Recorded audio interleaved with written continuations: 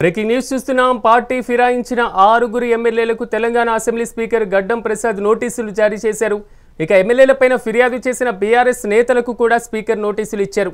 మరిన్ని ఆధారాలతో రావాలంటే బీఆర్ఎస్ ఫిర్యాదుదారులకు ఇచ్చినటువంటి నోటీసుల్లో పేర్కొన్నారు స్పీకర్. అయితే ఇక ఎమ్మెల్యేలను ట్రయల్ విచారణ చేపట్టనున్నారు స్పీకర్ గడ్డం ప్రసాద్.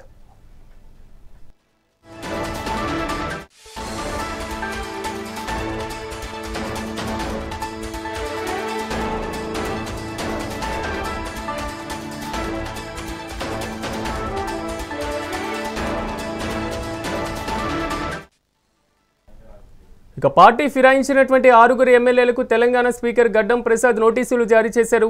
ఇక ఎమ్మెల్యేలకు సంబంధించినటువంటి ఫిర్యాదు చేసిన బీఆర్ఎస్ నేతలకు కూడా స్పీకర్ నోటీసులు ఇచ్చారు. ఇక ఇదే అంశానికి సంబంధించి మరింత సమాచారాన్ని మా సీనియర్ కరెస్పాండెంట్ శ్రీనివాస్ అందిస్తారు. శ్రీనివాస్, చెప్పండి, తెలంగాణ స్పీకర్ పార్టీ ఫిరాయింపు ఎమ్మెల్యేలకు నోటీసులు ఇచ్చినట్లుగా తెలుస్తుంది. ప్రధానంగా దాంట్లో ఉన్నటువంటి అంశాలేంటి? దీనికి సంబంధించిన పూర్తిస్థాయి అప్డేట్స్ ఏంటి? పార్టీ ఫిరాయించిన 6 ఎమ్మెల్యేలకు స్పీకర్ గడ్డం ప్రసాద్ మరొకసారి నోటీసులు జారీ చేశారు. అయితే పోచారం శ్రీనివాస్ రెడ్డి, అదేవిధంగా బండ్ల కృష్ణమోహన్ రెడ్డి, కాలయాదయ్య, గూడెం మైపాల్ రెడ్డి, తర్వాత తెల్ల వెంకట్రావు, సంజయ్లకు నోటీసులు జారీ చేశారు. అయితే దీంతో పాటు బీఆర్ఎస్ ఫిర్యాదుదారులకు కూడా నోటీసులు అయితే జారీ చేశారని చెప్పొచ్చు. ఎందుకంటే మీ దగ్గర ఉన్నటువంటి మరిన్ని ఆధారాలు ఉంటే తీసుకురావాలంటూ కూడా నోటీసులు జారీ చేశారు.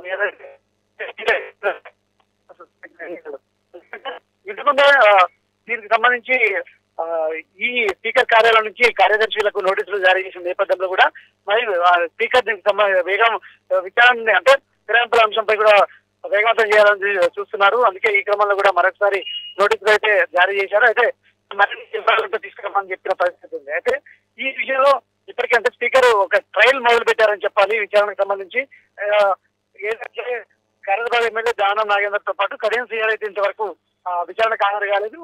అంటే కొద్దిగా సమయం కావాలని కోరిన నేపథ్యంలో కూడా వారిద్దరు మాత్రం విచారణకు హాజరు కాలేదు. 8 మందికి సంబంధించి హాజరైన నేపథ్యంలో ముందుగా ఈ 6 అయితే రమ్మని చెప్పేసి నోటీసులు జారీ చేశారు. సో ఈ క్రమంలో కూడా 6 అయితే విచారణకు హాజరవుతారు. వారితో పాటు బీఆర్ఎస్ సంబంధించిన ఫిర్యాదుదారులు ఎమ్మెల్యేలు ఎవరైతే ఉన్నారో వారు కూడా సమాచారం తీసుకురమ్మన్నారు. కాబట్టి వారు కూడా వచ్చి స్పీకర్ కి అయితే ముందు హాజరై సంబంధించిన వివరాలు అందిస్తారని చెప్పొచ్చు. అయితే ఏ విధంగా ఇస్తారు అంటే ఇంకా లోతైన సమాచారం ఏమైనా ఉందా, ఎలాంటి సమాచారం ఇస్తారు అనే అంశాలపై మాత్రం ఇప్పుడు ఆసక్తి నెలకొందని చెప్పొచ్చు.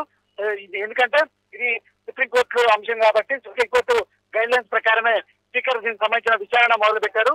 ఈ నేపథ్యంలో కూడా ఈ విచారాన్ని ముందుకు తీసుకెళ్లాలని కూడా భావిస్తున్న నేపథ్యంలోనే స్పీకర్ మరోసారి 6 ఎమ్మెల్యేలకు నోటీసులు జారీ చేశారని. శ్రీనివాస్, మరిన్ని ఆధారాలతో రావాలని కూడా స్పీకర్ చెప్తున్నటువంటి పరిస్థితి కనబడుతుంది. ఇప్పటికే ఏదైతే బీఆర్ఎస్ నేతలు ఇచ్చారో ఆ ఆధారాలకు సంబంధించి స్పీకర్ సంతృప్తి చెందలేదని భావించాలా, లేదా పూర్తి స్థాయిలో ఇంకా ఆధారాలు పూర్తిగా పరిశీలించిన తర్వాతే నిర్ణయం తీసుకోవడం మేలని స్పీకర్ భావనలో ఉన్నారనుకోవాలా? స్పీకర్ ఈ ఫిర్యాదుదారుల బీఆర్ఎస్ ఎమ్మెల్యేలు ఎవరైతే ఉన్నారో వారికి స్పీకర్ కార్యాలయం కార్యదర్శి ఏదైతే ఎమ్మెల్యేలు ఎవరైతే ఎమ్మెల్యేలు ఉన్నారో 8 మంది ఎమ్మెల్యేలు దానికి సంబంధించి ఇచ్చారు. అయితే ఇచ్చిన దానికి సంబంధించి మీరు ఎవరైతే ఫిర్యాదు చేశారో వారికి విడివిడిగా నోటీసులు పంపించిన నేపథ్యం ఉంది. ఈ క్రమంలో కూడా అందుకున్న ఎమ్మెల్యేలు సంతృప్తి అంటే చెందలేదంటూ కూడా మరొకసారి స్పీకర్ గెలవడానికి కూడా ట్రై చేసిన పరిస్థితి ఉంది. కానీ మరొకసారి ఈ ఎమ్మెల్యేలకు ఏదైతే ఫిర్యాదు ఎమ్మెల్యేలకు మళ్ళీ నోటీసులు జారీ చేసి లోతైన అంటే అవి సంతృప్తి చెందలేదని భావించవచ్చు. ఇంకా ఏమైనా ఉంటే ఆధారాలతో తీసుకురావాలని కూడా పేర్కొన్న నేపథ్యంలో కూడా మరిన్ని ఆధారాలు ఏమైనా తీసుకొస్తారా అనేది మాత్రం చూడాలి. మరోవైపు ఈ 6 ఎమ్మెల్యేలు ఇప్పటికే కూడా స్పీకర్ కి 8 మంది ఎమ్మెల్యేలు ఇప్పటికే కూడా స్పీకర్ కి మేము పార్టీలో ఎలాంటి అంటే పార్టీ ఫిరాయించలేదు, కాంగ్రెస్ వైపు చేరలేదు, కాంగ్రెస్ కండువా కప్పుకోలేదు, కేవలం అది జాతీయ జెండాకి సంబంధించిన కండువా అంటూ కూడా ఇప్పటికీ స్పీకర్ కి డీటెయిల్ గా ఇచ్చిన ఆధారాలతో ఇచ్చిన నేపథ్యంలో కూడా స్పీకర్ వారికి ఫిర్యాదు చేసిన ఎమ్మెల్యేలకైతే ఆ విధంగా నోటీసులు జారీ చేసి మరిన్ని ఆధారాలు ఉంటే తీసుకురమ్మని మాత్రం నోటీసులో పేర్కొన్నారని చెప్పొచ్చు. Right Srinivas, thank you.